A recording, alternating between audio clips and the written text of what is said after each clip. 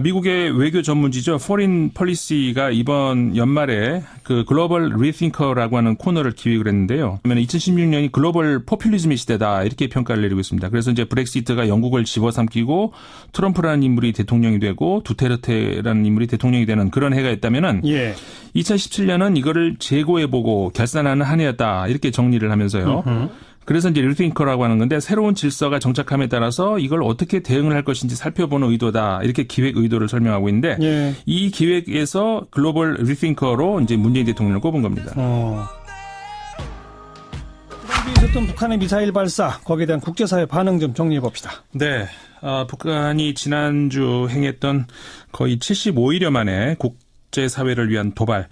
과연 이들은 무엇을 얻기 위한 도발이었을까? 적어도 미국 정부가 자신들의 의도대로 전쟁, 완전 파괴 이런 화두로 응답을 해왔다는 점에서 단기적 차원에서의 북한의 그 소기의 목적을 달성했다 이런 판단을 하는 것 같습니다. 그렇다면 더 장기적인 차원에서 북한의 목적 이거는 미국과의 대화 요구일 텐데요. 결국 미국은 지금까지 핵과 대륙간 탄도미사일을 보유하지 않은 북한을 대했던 입장에서 그것들을 앞으로는 보유한 북한을 상대해야 되는 그런 입장으로 바뀌게 됐는데요.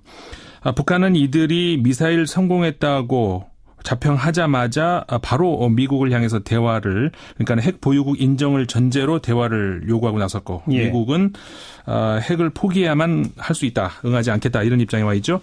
이런 입장에서 미국에서 크게 두 그룹에서 두 가지 목소리 나오고 있다. 이렇게 좀 정리를 할 수 있을 것 같습니다. 미국 내 두 그룹 두 목소리. 네. 어디에요? 하나는 미국의 정부 관료와 정치인 그룹이고요. 또 하나는 언론 및 학자 그룹입니다. 그러니까 미국 정부 관료들 중에서는 그쪽에서는 이제 이번 북한의 도발을 응징해야 된다. 더 강력한 제재와 전쟁까지 배제할 수 없다. 이런 입장들이 나오고 있고요.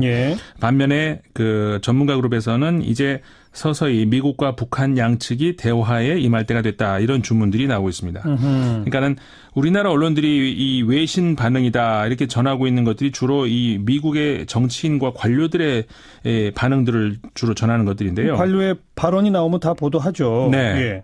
예를 들어서 이제 린지 그레이엄 미국 공화당 상원 의원이 한국으로 미국 가족들을 추가로 보내는 것을 반대한다. 그리고 심지어는 현재 한국에 거주하고 있는 미군 가족들을 대피시킬 것을 미국 국방부에 촉구하고 있다. 이렇게 외신들이 전하고 있거든요. 그렇죠. 이 4일자 영국 가디언에 따르면은 그레이엄 상원 의원이 미국 CBS의 그 페이스 더 네이션이라는 프로에 출연을 해서 북한 도발을 감안하면은 한국으로 아내와 아이들을 보내는 건 제정신이 아니다. 미군의 한국행의 가족이 동반해서는 안 된다. 이렇게 말을 했다고 보도를 했고요. 앞서서 맥메스터 백악관 그 안보보좌관은 현재 북한이 미국의 가장 시급한 위협이고 전쟁의 위협이 나날이 커지고 있다. 이렇게 말을 한 바 있었습니다. 그 미국의 정치인과 관료들 쪽의 반응은 초강경 목소리고 지금 위기가 굉장히 심각하다. 이런 걸 강조하는 쪽이다. 그런 얘기죠. 네, 그렇죠. 그러니까 우리가 그 북한의 미사일 한 방 또 트럼프 대통령의 말폭탄 한 방 이게 나올 때마다 가슴을 쓸어내리고 놀랐다 쓸어내리고 이러지 않았습니까? 그랬죠.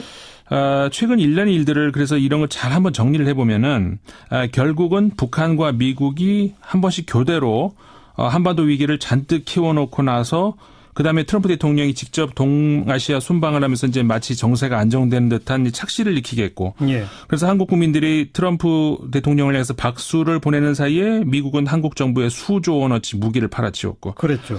그리고 트럼프 대통령 다시 미국으로 돌아가서 북한을 테러 지원국으로 재지정하면서 정세를 다시 원칙시켜놨고 북한은 다시 미사일 발사했고 결국은 최근 몇 개월 이 상황이 진전된 건 하나도 없고 달라진 것이라고는 한국 정부만 천문학적 규모의 군사 장비를 미국에 계약했다. 이거밖에 달라진 게 없다는 거죠.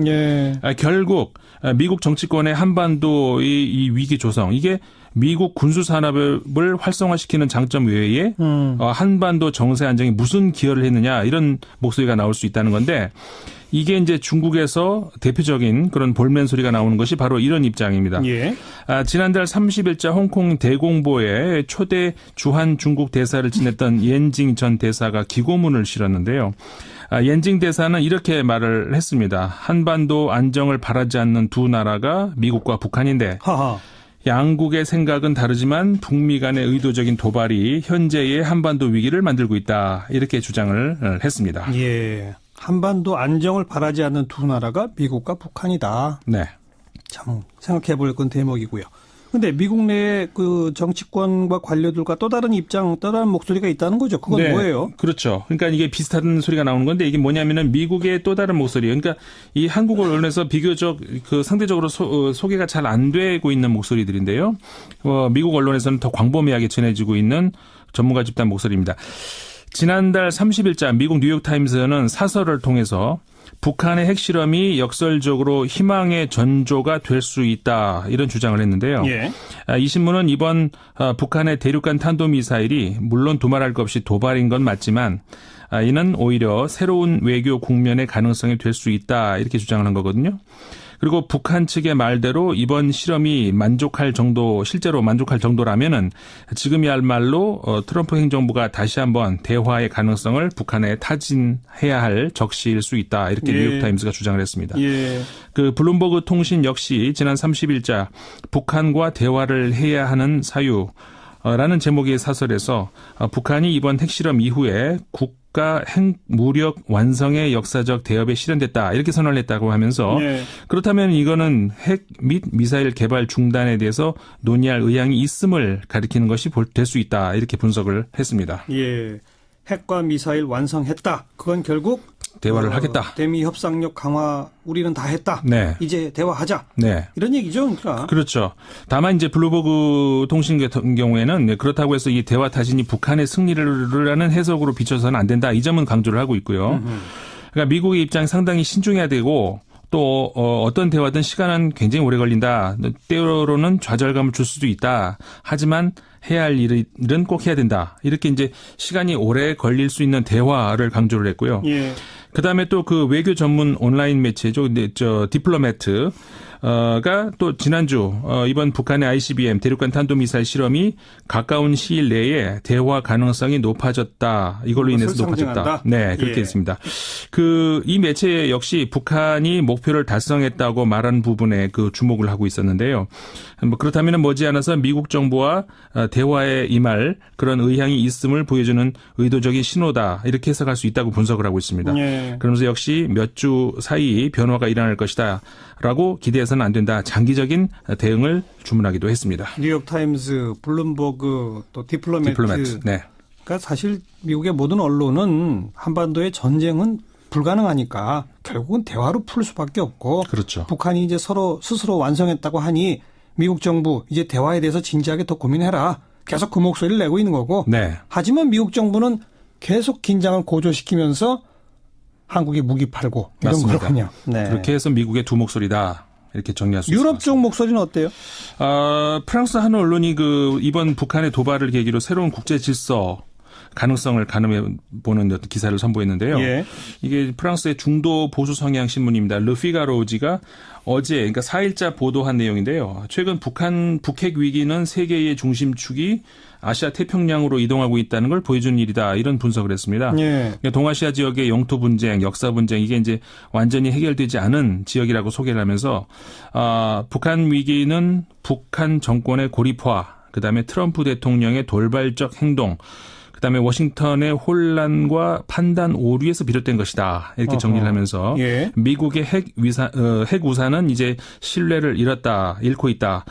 북한 위기, 북핵 위기의 가장 큰 패자는 리더십을 급격히 상실하고 있는 미국이다. 이렇게 휘가로지가 평가를 했습니다. 미국이 리더십을 잃어가고 있다? 네. 그러니까는 미국이 리더십을 잃어가고 있다는 거는 뭐 휘가로 신문뿐만이 아니라 유럽의 그 서방 국가 언론들의 일반적인 좀 공통적인 견해로 보이는데요. 예.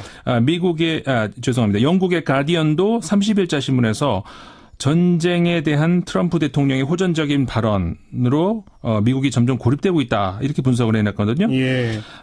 이 신문은 그래서 지금 단계에서 중국이 이 북한 위기를 벗어날 수 있는 어떤 중요한 역할을 하기는 힘들어 보인다. 이렇게 전망을 했는데요. 그 이유는 그 가디언 신문의 평가입니다. 예. 트럼프 대통령이 친구를 잃고 또 주변 사람들과 거리를 두게 하는 이상한 능력을 가지고 있다. 아하. 그 덕분이라면서 비교적 가까운 것처럼 보였던 그 영국의 테레사 메이 그 영국 총리 같은 경우도 최근 논쟁을 벌였던 일이 있었는데 네. 이제 그 일을 상기시키고 있고요. 예.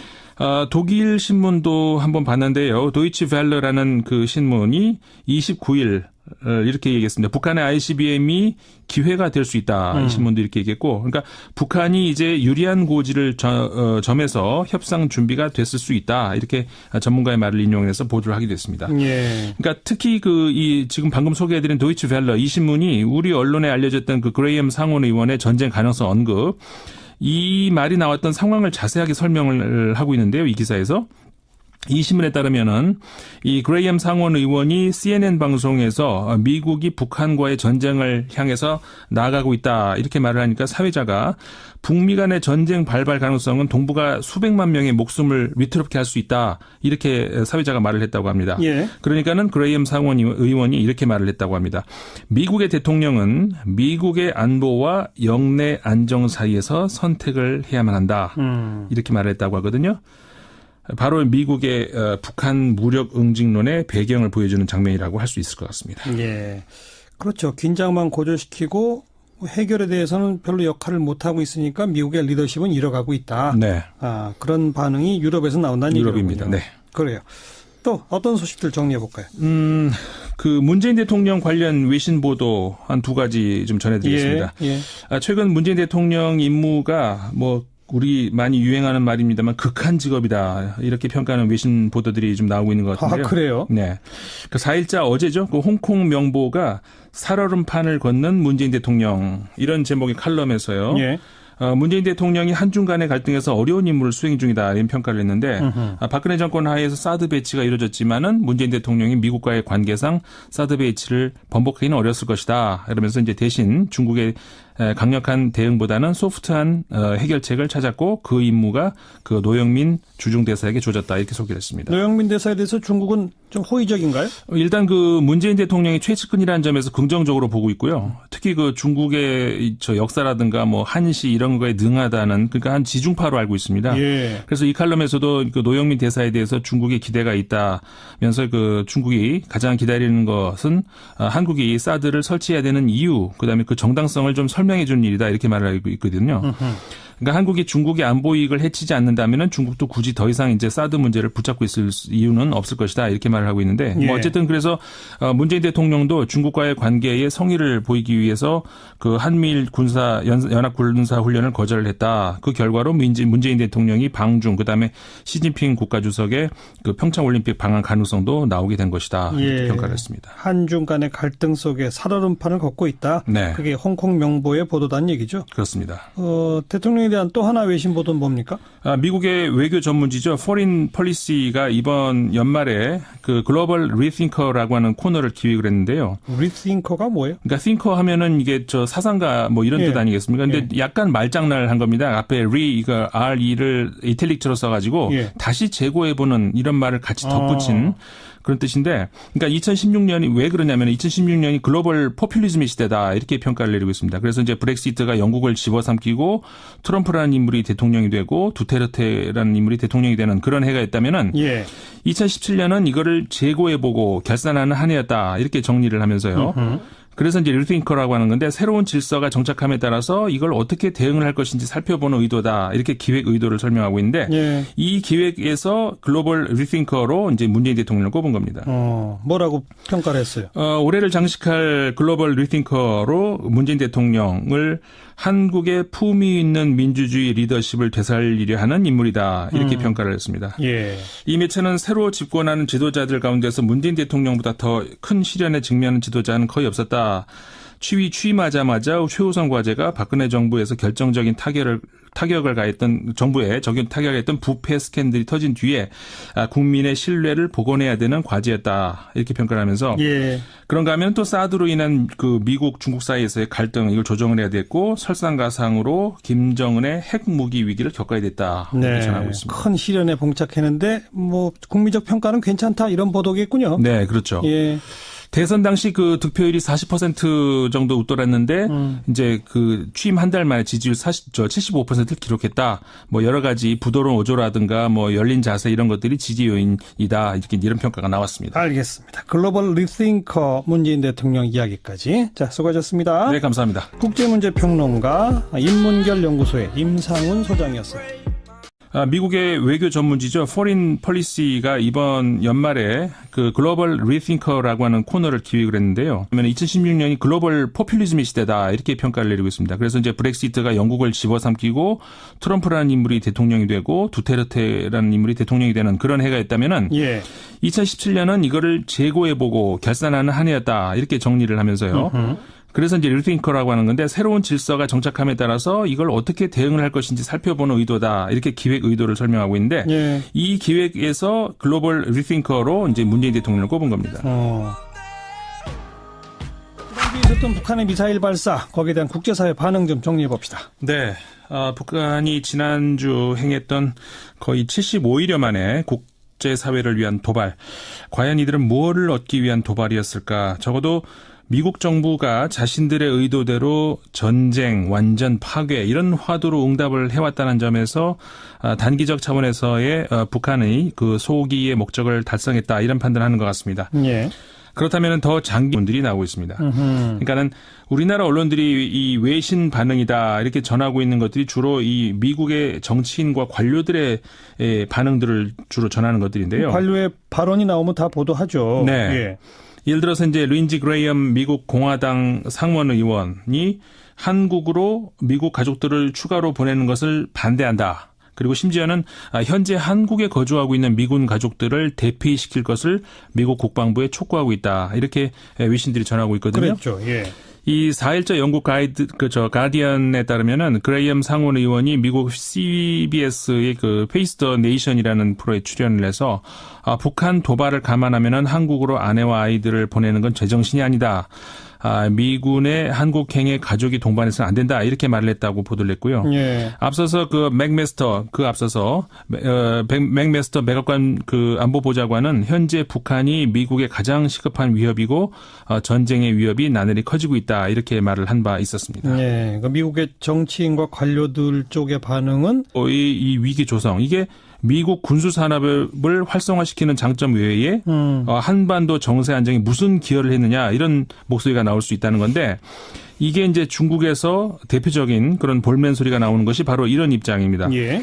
지난달 30일자 홍콩 대공보에 초대 주한 중국 대사를 지냈던 옌징 전 대사가 기고문을 실었는데요. 옌징 대사는 이렇게 말을 했습니다. 한반도 안정을 바라지 않는 두 나라가 미국과 북한인데 양국의 생각은 다르지만 북미 간의 의도적인 도발이 현재의 한반도 위기를 만들고 있다. 이렇게 주장을 했습니다. 한반도 안정을 바라지 않는 두 나라가 미국과 북한이다. 네. 참 생각해 볼 건 대목이고요. 근데 미국 내의 그 정치권과 관료들과 또 다른 입장, 또 다른 목소리가 있다는 거죠. 그건 뭐예요? 그렇죠. 그러니까 이게 비슷한 소리가 나오는 건데 이게 뭐냐면은 미국의 또 다른 목소리. 그러니까 이 한국 언론에서 비교적 그 상대적으로 소개가 잘 안 되고 있는 목소리들인데요. 미국 언론에서는 더 광범위하게 전해지고 있는 전문가 초강경 목소리고 지금 위기가 굉장히 심각하다. 이런 걸 강조하는 쪽이다. 그런 얘기죠. 네, 그렇죠. 그러니까 우리가 그 북한의 미사일 한 방 또 트럼프 대통령의 말폭탄 한 방 이게 나올 때마다 가슴을 쓸어내리고 놀랐다 쓸어내리고 이러지 않았습니까? 그랬죠. 최근 1년의 일들을 그래서 이런 걸 잘 한번 정리를 해보면은 결국은 북한과 미국이 한 번씩 교대로 한반도 위기를 잔뜩 키워놓고 나서 그다음에 트럼프 대통령이 직접 동아시아 순방을 하면서 이제 마치 정세가 안정되는 듯한 착시를 느끼게 했고 그래서 한국 국민들이 트럼프 대통령을 향해서 박수를 보내는 사이에 미국은 한국 정부에 수조 원어치 무기를 팔아치웠고 그랬죠.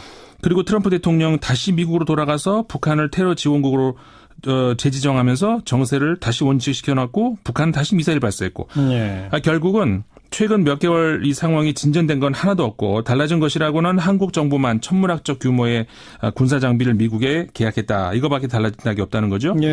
결국 미국 정치권의 한반도 적인 차원에서 북한의 목적 이거는 미국과의 대화 요구일 텐데요. 결국 미국은 지금까지 핵과 대륙간 탄도미사일을 보유하지 않은 북한을 대했던 입장에서 그것들을 앞으로는 보유한 북한을 상대해야 되는 그런 입장으로 바뀌게 됐는데요. 북한은 이들이 미사일 성공했다고 자평하자마자 바로 미국을 향해서 대화를, 그러니까 핵 보유국 인정을 전제로 대화를 요구하고 나섰고, 예. 미국은 핵을 포기해야만 할 수 있다, 응하지 않겠다, 이런 입장에 와 있죠. 예. 이런 입장에서 미국에서 크게 두 그룹에서 두 가지 목소리 나오고 있다, 이렇게 좀 정리를 할 수 있을 것 같습니다. 미국 내 두 그룹, 두 목소리. 네. 어디예요? 하나는 미국의 정부 관료와 정치인 그룹이고요. 예. 또 하나는 언론 및 학자 그룹입니다. 예. 그러니까 미국 정부 관료들 중에서는 그쪽에서는 이제 이번 북한의 도발을 응징해야 된다. 더 강력한 제재와 전쟁까지 배제할 수 없다. 이런 입장들이 나오고 있고요. 예. 반면에 그 전문가 그룹에서는 이제 서서히 미국과 북한 양측이 대화에 임할 때가 됐다. 이런